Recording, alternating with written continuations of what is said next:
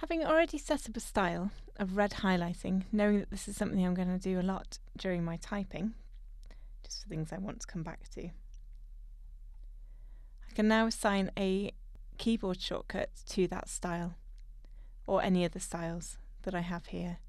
So right click on the style, select Modify, click on Format, Shortcut Key, and then create a new shortcut key, trying to avoid ones that are already used. So I'm going to do Alt-CV, which I can see at the bottom here is currently unassigned, so it's not being used for any other keyboard shortcuts.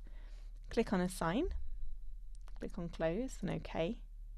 And then now, as I'm writing, I can go,